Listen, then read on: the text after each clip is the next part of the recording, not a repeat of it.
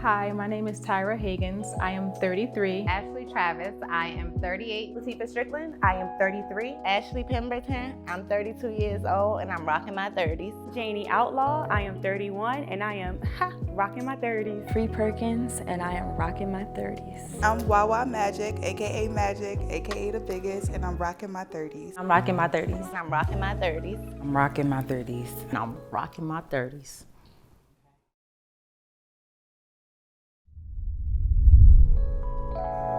She got style, grace. She got attitude. Feel it much. Life for me in my 30s thus far has been crazy. A roller coaster. Oh, we on the couch now. Okay. Is woo a word? It's lit. I'm content where I am because I know where I'm going. Oh, y'all got a fan up here? I'm going through hot flashes right now. My priorities right now is based on growth. Period. So I thought I'd be like an actress. I had me a big, tall man, 4 kids, a house with a little fence and the pool in the backyard. But it ain't working out that way. So I'm just rolling with the punches at this point. The reality is I'm a single mom. I had to look in the camera for this one. I'm a single mom. I'm 30 years old. I live in an apartment. I'm an artist. I'm not an actress. And I drive a nice car, I guess. You know, that's what they would say, like, I drive a nice car, I guess. But, you know, I'm content where I am. It's not like, I guess, where I would want it to be years ago, but I'm content where I am because I know where I'm going. I think I've been artsy since I was a kid. So for me to be like, oh, I would have been an actress is crazy to me. But I will always like doodle on every piece of paper, like 4th grade, 5th grade, they telling me to take notes and I'm drawing on a page. So like later on when I got to high school and I moved to Georgia, their programs were just like more advanced than in New Jersey. So I was around kids that was drawing like with color pencils. And I'm like, wow, maybe I could do something like this. So I actually didn't start really painting until the pandemic hit. So a lot of people don't know that. Like I didn't know how to paint. I didn't know how to do any of that, but I was like, we're gonna sit down and we're gonna learn some crafts today. And I don't know, it's been working out. Art is just something I like doing. I like creating nothing out of something. So for me, it was just like a out to kind of figure different things out. I was able to like really dive in, like everything that I had a problem with myself about during the pandemic, I could really start to work on myself. Like during the pandemic, I lost 18 pounds, like clean eating, running and walking in the neighborhood, like in Newark, you know, out in the hood, but walking and running in the neighborhood, like just doing stuff. And then one day I was like, well, what else can I do? And I just picked up the paintbrushes and I was like, well, only thing I could do now at this point is get better. And then like 6 months, literally like 6 months, it was like, dang girl, you, yeah, I'm painting, I'm doing it. So I just ain't looked back since then. Like a lot of times the people around me don't know that I'm a creative. So when I get to showing them stuff, that creates opportunity for me because they're like, girl, you're amazing. But they always say the same thing. Why you work here? Because I need money like you. I need it quick. It's not gonna come as quick as I want it to. But like balancing it, sometimes I come home from work at like 6. My mom, I gotta cook dinner. Then after I'm done cooking dinner, I'm painting to 3, 4 o'clock in the morning. Then I'm back up at 7 or 8 o'clock in the morning to do my schedule all over. So most of that's just, to me, I'm tired. Sometimes I'm exhausted, but. Do you still feel young and vibrant? Sometimes, not all the time. Sometimes I'm stressed and I don't feel young and vibrant. I feel like, oh my God, the weight of the world is on my shoulders. What am I gonna do? And then sometimes I'm the life of the party. Like you can call me, we're gonna have us a great time, shot o'clock, batty shot o'clock. Like we're gonna do whatever you wanna do and turn up. And then tomorrow I'm gonna wake up like, oh, responsibilities. I got responsibilities.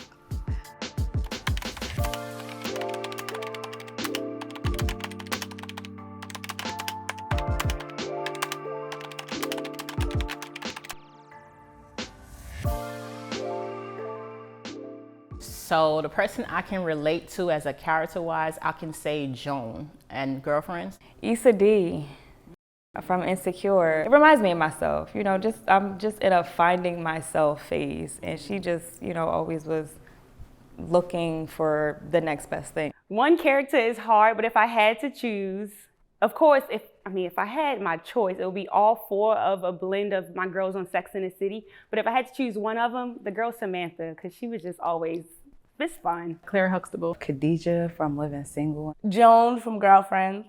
Issa Rae, Insecure. Being Mary Jane. If one relationship don't work, baby, on to the next. Like, I'm on Gabby time. You know how you look like you got everything together, but your life and the scene in the background is chaotic. So that's me right now in my 30s. So what I do as career, I am a staff analysis. So I usually do like purchasing, accounts payable, accounts receivable, anything finance basically. That's what I do for my company. So, you know, 9 to 5, and I'm happy with that. So what got me into finance is basically I was working for a company and I interviewed for something, and what I interviewed for, it was just they saying that I was just gonna do paperwork, administration work, and my boss was just like, you know what? I want to teach you something.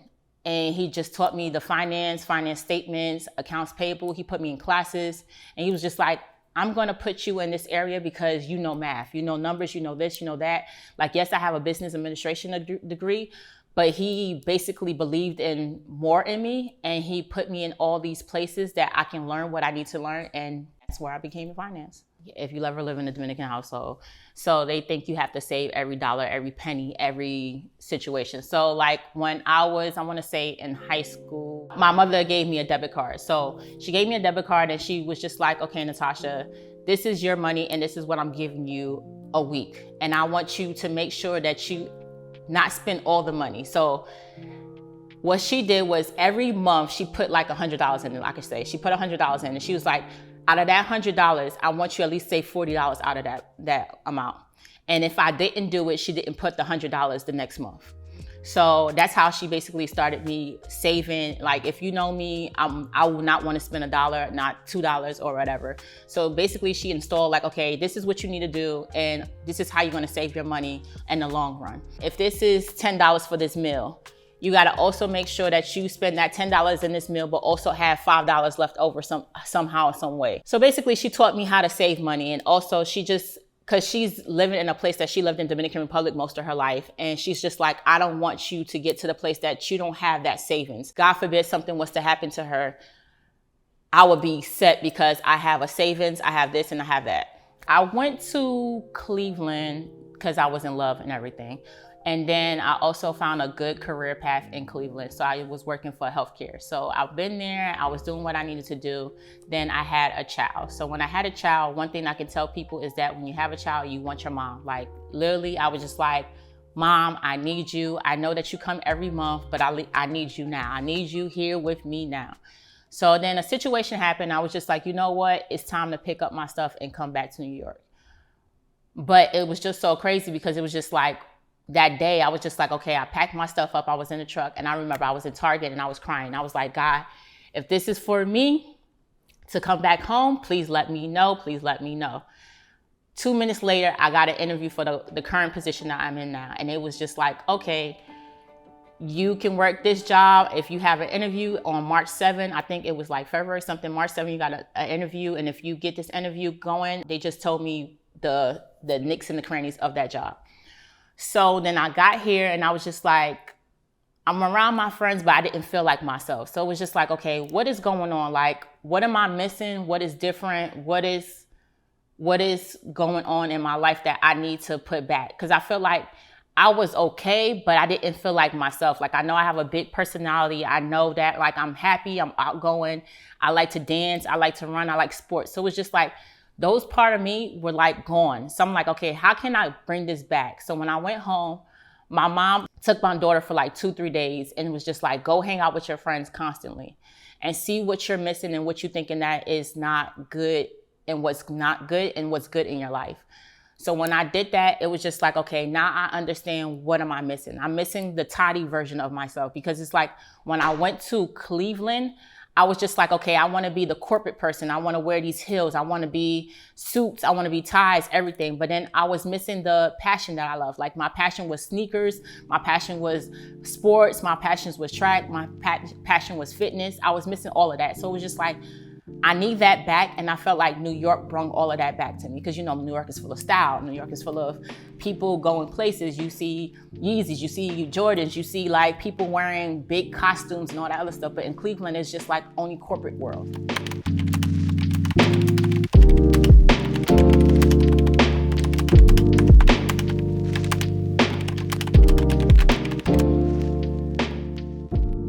Fun to me in my 30s looks like On a weekday, a glass of wine.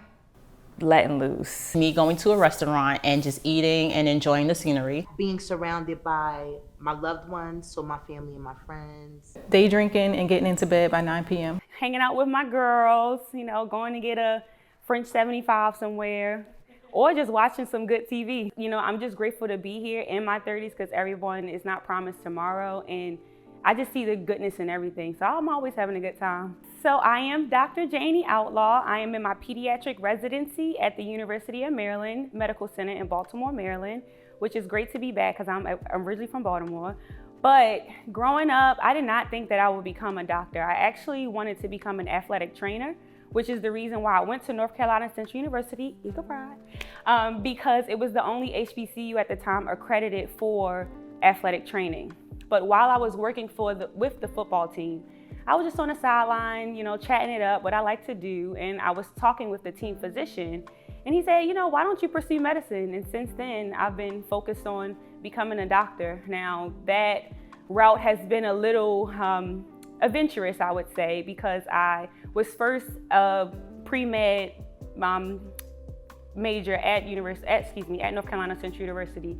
Then I switched my major over to pharmaceutical sciences, which is the BRIGHT program, because they had more research opportunities. And with that, I was introduced to the world of food science, where I continued on to NC State University to get my graduate degree in food science with a minor in food safety. And in that lab, I focused on neurovirus. And if people don't know, neurovirus is one of the main causes of GI upset in the United States in terms of viruses that people can get from contaminated food or water sources. And then, you know, being at NC State, I realized that I still want to get my MD. And now I am on track to become a pediatric gastroenterologist. So after my residency, I will complete a 3-year fellowship in gastroenterology. So any kids that come and they're having any issues growing, gaining weight, any issues with their GI tract, whether it's inflammatory bowel disease, they may need a colonoscopy and an endoscopy, I would be that physician performing those procedures. So some of the sacrifices that I had to make in terms of becoming a doctor, I had to move outside of the country. I went to St. George's University, which is in Grenada, a small island next to Trinidad and Tobago. So I missed out on a lot of family events, a lot of milestones when it came to my dad's 65th birthday and things of that nature. But I also gained perspective. I got to live in a different country. I got to meet great, fabulous people, fabulous Black doctors who look like me, especially in Grenada, and those who are also in the United States that are practicing. It also gave me a greater perspective on the US healthcare system and how sometimes it can be difficult leaving a country and coming back to practice. Thank God I worked hard and was able to get a residency program at the University of Maryland, but it's not as easy as some may, make it seem. Life for me in the pandemic was a very interesting one. I was actually in Grenada when the pandemic was announced as a pandemic. And it's funny because I was on the shuttle going to class one day, and this was about 2 weeks before the pandemic was even announced. And I seen a lady on the bus with a mask, and I'm sitting here like, what she got going on? Whole time she was above the curve, or in front of the curve, because she already knew it was a whole pandemic going on. About 2 to 3 weeks after, we were told that we had to evacuate the island, so I took a plane back, and I moved back into my parents' house to continue studying for my second year of medical school, which was difficult because, family, I don't know if people can feel my energy off the camera, but I'm a lively person and I come from a very lively family. So they're always like, let's go eat, let's go do this, let's go do that. And I could not do that because I had to stay focused and study. So I was able to actually move to York, Pennsylvania and stay at my uncle's house while he is a winter bird, they say. So when the winter comes, he goes to California. So I had a home to myself where I was able to study. And at that time, I was really able to lock into my studies because even though I was doing well on the island, the girl was still outside at the beach, you know, enjoying herself. So once I got back to the United States to study for my second year of med school while in the pandemic, I was isolated, I was focused, and it gave me the platform to study, to graduate cum laude from medical school because I really pushed myself to really focus in on the information that I needed to retain. So I want to accomplish completing fellowship and becoming a gastroenterologist. That is one thing that I really do want to accomplish. But I also want to accomplish having a homeless shelter. That was always something that I wanted to have since college. My last name is Outlaw, and once I get married, yes, I'll take my husband's last name, but I want my father's last name to continue on, so something called the Outlaw Home. The importance of having more Black women in healthcare is saving lives, period. I mean, the studies show Black women, I'm not an OBGYN, but Black women are dying giving birth, right? And just being a pediatrician and being that resource and being that care for Black children, I love it because I'm only in residency. So residency is training to become a pediatrician. I have my medical degree, but I'm training to become a pediatrician. So when I come in and out of rooms and I have the Black parents or the Black grandmas or grandpas like, I am so proud of you, like that really warms my heart because even those long days and I don't feel like doing it anymore, I just want to go home. That little bit of encouragement, that little bit of excitement that they see somebody coming in and look like them to care for them, it really makes my day. Now on the other side of that coin, I do have some people asking, oh, you know, are you the nurse or are you the patient care tech? And it's like, no, I'm not. We're still all a part of that team, but just a public reminder to everyone, don't just assume just because of the color of somebody's skin that they're less than, not even less than, but that they're a different position than the medical doctor. Because at the end of the day, I'm the MD and, you know, I'm the one that's really here to help you. Everything else that everyone is doing, they're kind of, you know, doing the orders that the MD me put in, so.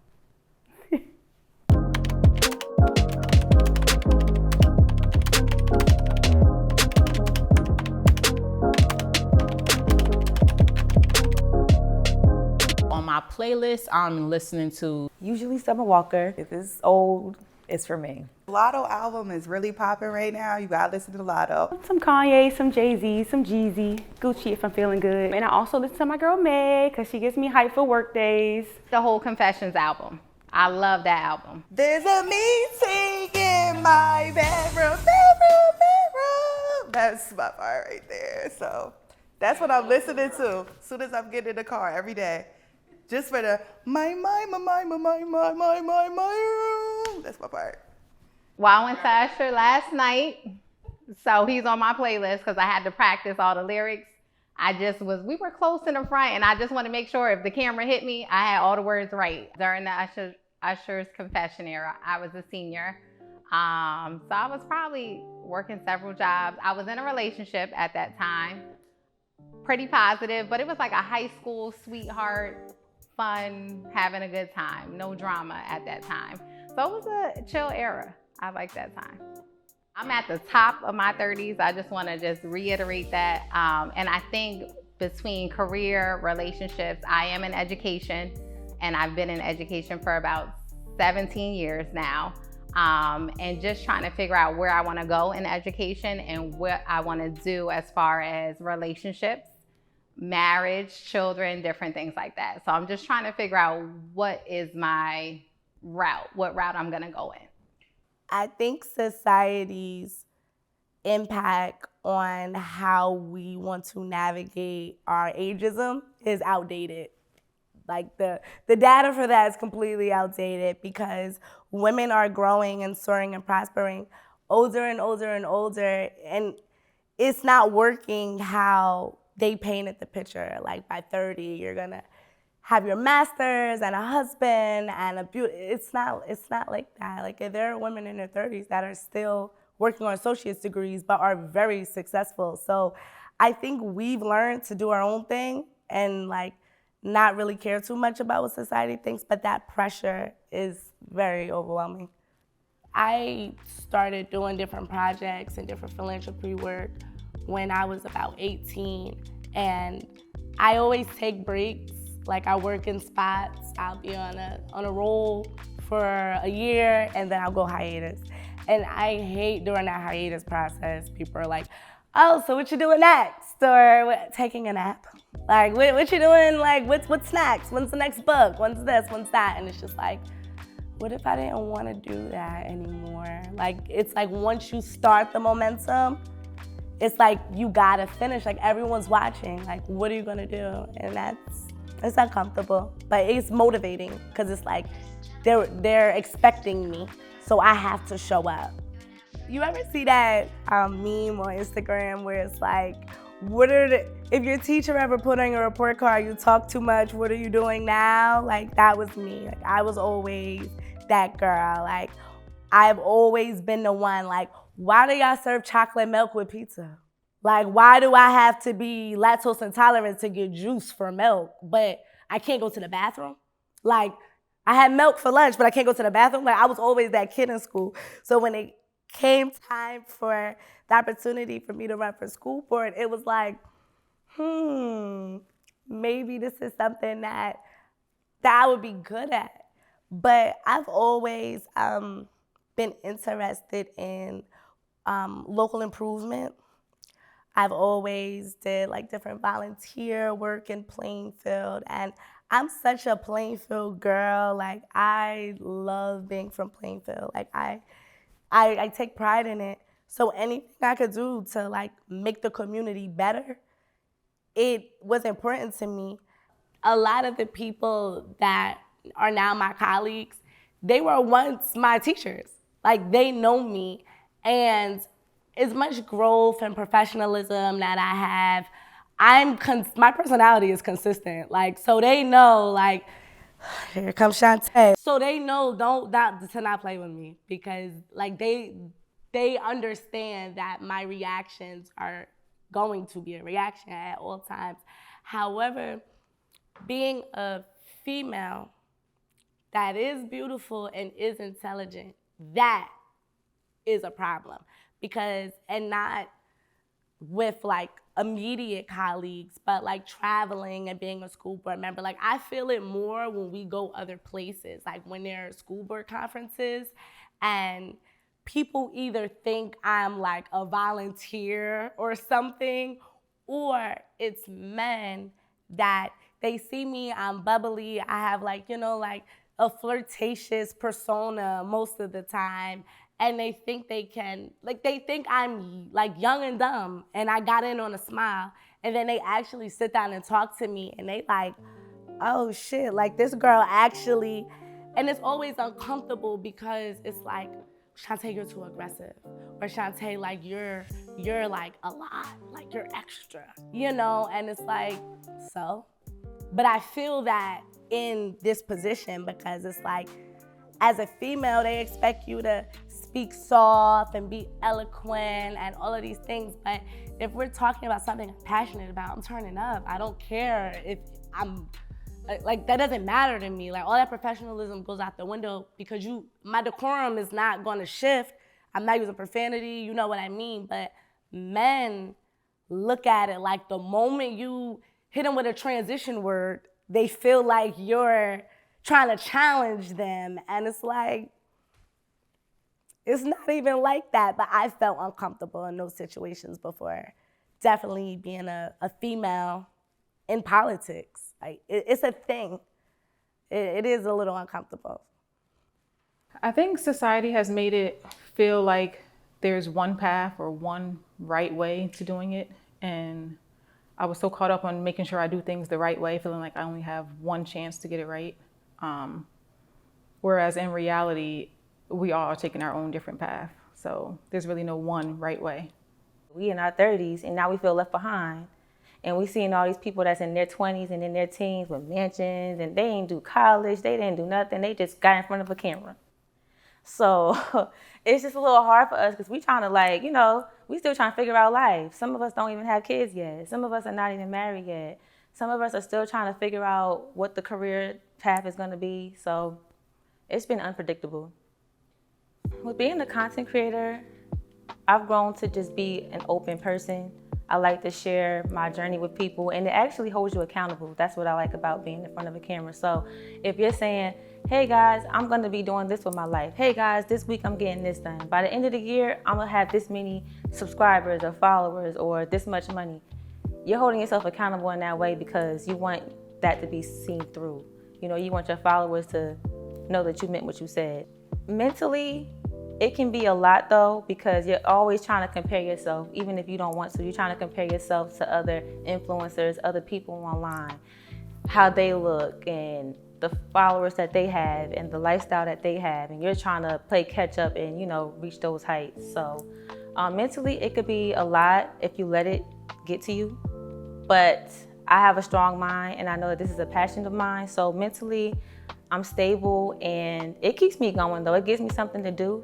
It gives me, you know, besides working and having your family and your friends, it's like you want something that you like to do, that you could come home and that's your therapy. So ever since a kid, when I was asked what I want to be when I get older, I would say a model. I started out saying model, and then I would say I wanted to do hair. Those are the two things I always said. That was all I ever said as a kid. So it has been going that way. Like I do a lot of background for different TV shows and movies. When it comes to hair, I do hair tutorials all the time. So my inspiration just started really young. I don't know, I just always was a girly girl and I've always been a girl's girl. So I'm trying to help everybody else to, you know, let's do hair this way. Let me show you a tutorial on how to get this hairstyle, or encouraging women that you're beautiful no matter what color you are, how you look, whatever. I would say what inspired me is there's a couple of content creators that I've been watching on YouTube as a kid or like when I was a teenager, like Aaliyah J and stuff like that. And you see people your age and they're relatable and they're doing their thing. It makes you want to do it too. So I can't stand when people gatekeep. Like that just kills me. It's like it costs nothing to just help the next person.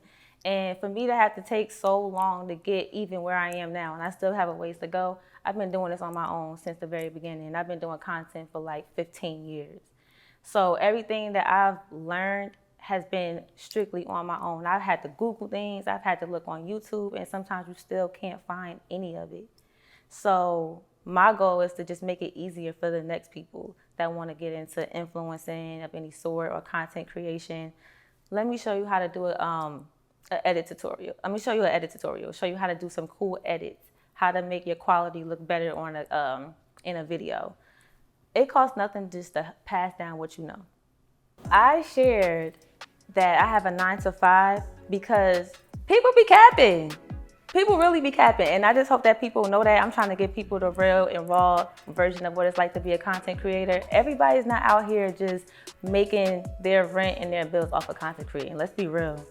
Let's be real. And that's what aggravates me, because it's like, you're so busy trying to be like these people because they got a big house. Maybe they're just in the house filming. You have to think like that. We do that. That's what influencers do. They'll go to an Airbnb big mansion and get a lot of content done in the kitchen, in the room and all that, on the balcony. They'll stand in front of a nice car, but that doesn't necessarily mean it's theirs. I did that just to show like, it's okay. We don't have to lie and say that we don't have a job, or why would we want to struggle and not work just to prove that we don't work and be struggling doing content creating or whatever else we're trying to do to make it look like, no. Like, let's just be real. We could do both. I feel like it's been a long time coming as a content creator. I thought that I would be further a long time ago. And I don't know if it's our generation, but we want things quick.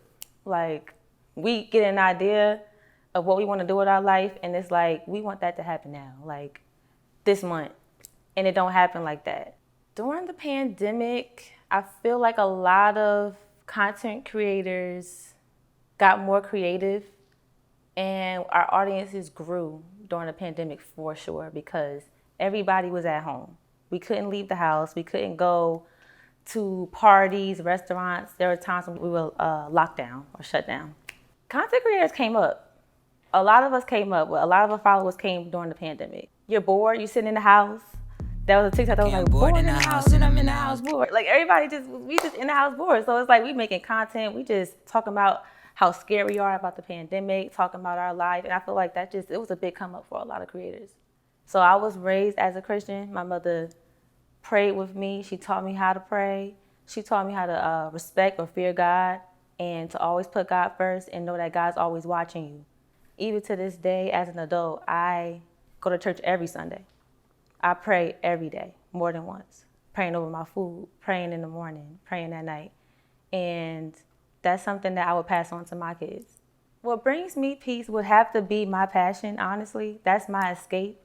So me just going home and planning out my content, getting in front of that camera and prepping myself, doing my hair, listening to music and doing my makeup and picking out clothes. That is my peace. It's not like a job. I don't feel overworked. I don't feel drained. It's like this is what brings me peace. And at the same time, I'm sharing it with my viewers. I was born in Monrovia, Liberia during the Civil War. So my childhood was a lot different than a lot of other people's childhood. Censor alert, as a child, I walked over dead bodies. There was a actual war going on. And so coming to America, it was a big need for me to adapt. I felt like I was very different than a lot of the other kids.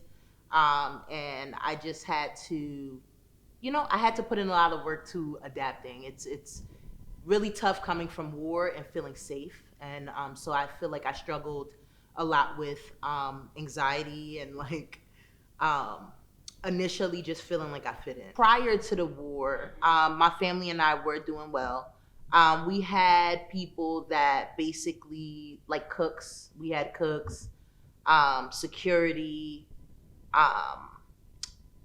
like somebody that drove us places. I didn't experience that because I was born during the Civil War. But based on, what I know from my parents and my siblings, once upon a time prior to me being born, everything was really nice and comfortable, and it was a lot of life work balance. So like during lunch breaks, you could go home and take a nap, go on a date, go back to work. You don't really get that type of leisure here in America. So in Africa, it's like your work revolves around your life. Here, it's your life revolves around your work. My desire to become a lawyer started when I was extremely young. Growing up, my parents would always say I was a lawyer. So I feel like it kind of was a field that was put on me, but I ended up desiring it myself. So they wouldn't have forced me to go into this field if I didn't want to. But I feel like hearing it from them that I was an attorney kind of put the idea in my mind. And when I looked into it deeper, I realized that this was the field for me. My journey of becoming an attorney started prior to law school when I worked for the Superior Court in Essex County. There, I was a judge secretary, so I was working on their many judges. So I worked as an administrative assistant for the entire juvenile unit judges, and then I worked for as a judge secretary for the lead FD, that's family division judge. And then I worked in civil division for a little bit. While I was there, I felt like a lot of responsibility was being put on me that wasn't put on other secretaries. And I was also the youngest secretary there at the time. So I went to the judge that I was working for and I told him that I really wanted to be an attorney, and he said I could do it. And he just was so motivating. I would always get my work done, of course, but I used to study for the LSATs in the chambers whenever I had a free time. I took LSAT classes, and it was extremely tough because I would say the difference in education that Black students, I feel like, receive compared to our white students, based on like what I hear from them now. So my score was good for a black person, but it wasn't really good for a white person. But thank God, I got into Villanova Law. They look at other qualities, and to them, they scale the scores on different levels. I believe, uh, and so once I got in, though, I excelled. So that goes to show that if you're put in the right environment, you can excel.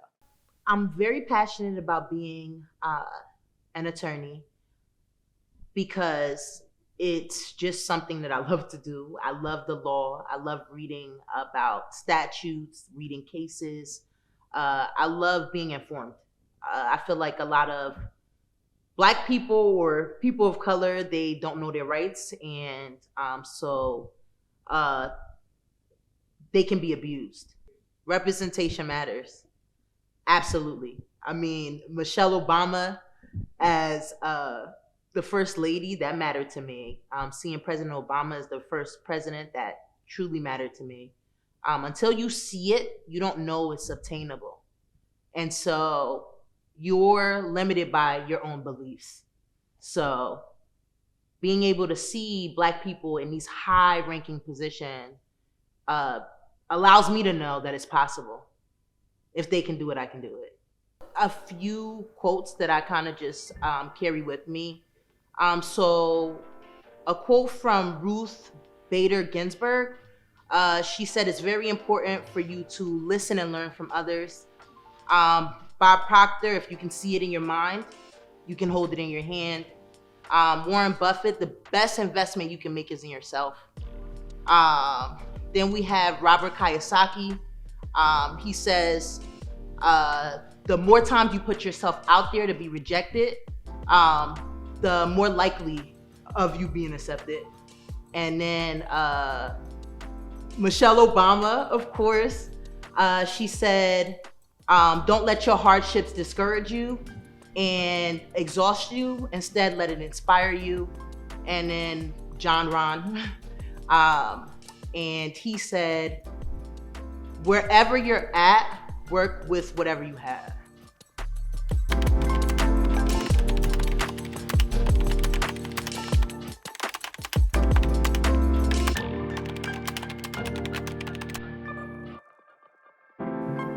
Right now, I'm just trying to get a good routine. You know what I mean? I feel like if I'm doing the inner work and being intentional and, waking up early, doing my yoga, like if I have that all in order, I can find myself. I'm ready for what's next. As long as I'm doing the inner work, everything else will come into play. So that's what finding myself looks like right now. Just doing the inner work and being intentional.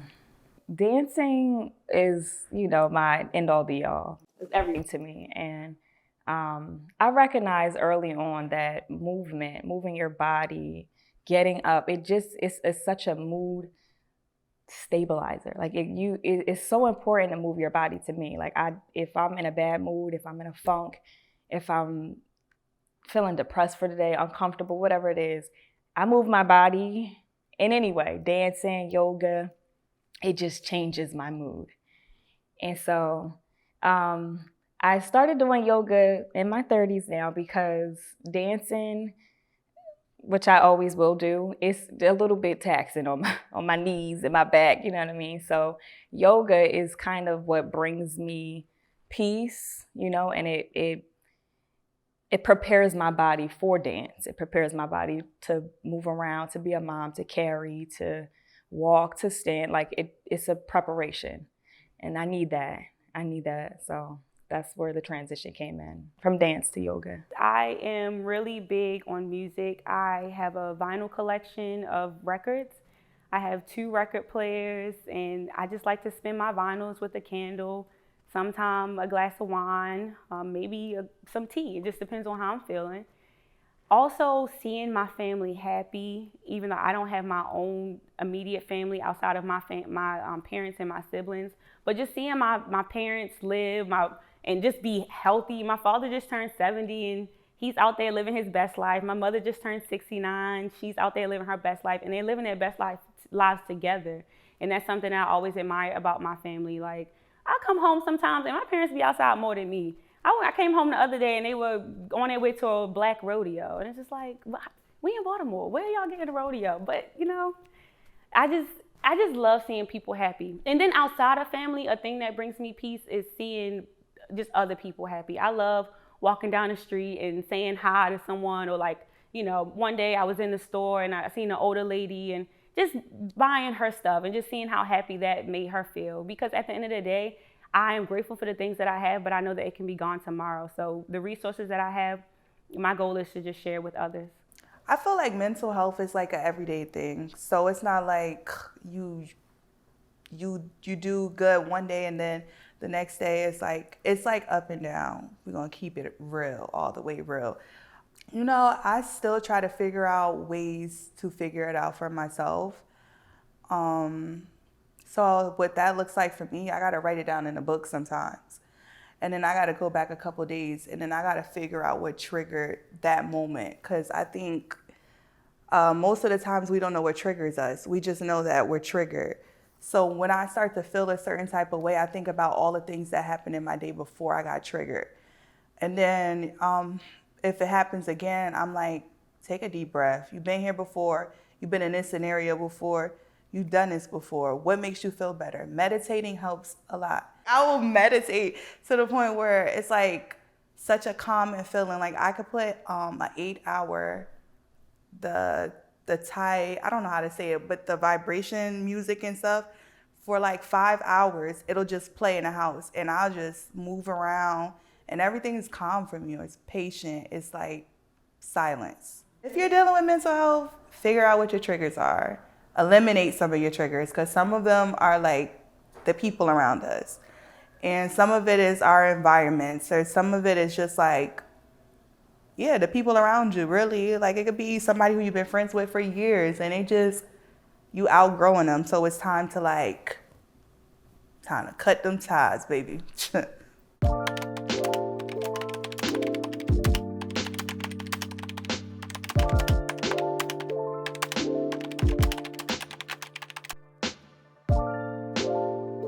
If I could give any advice to women in their 20s before they enter their 30s, I would say to stay focused. Making sure that you have supportive people around you. You just be patient. Everything is gonna fall into place, but don't waste time. Can I cuss? Save your money, build your credit, take care of your health, and respect your mom a little more.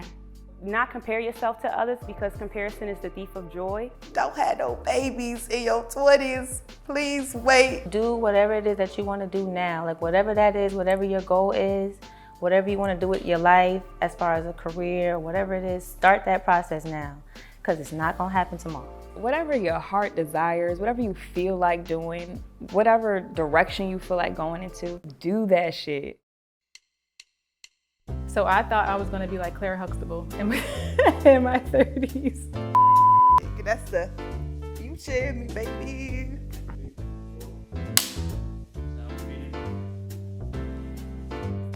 Tell me when. Anytime? Ooh. I forgot to say 30. Gotcha. And I'm rocking my 30s. Okay, that was too hood. That was too hood. To the Rockin' 30 project, record me. Okay, and that was too much at once. I'm sensitive, Mia. I'm a Cancer, okay?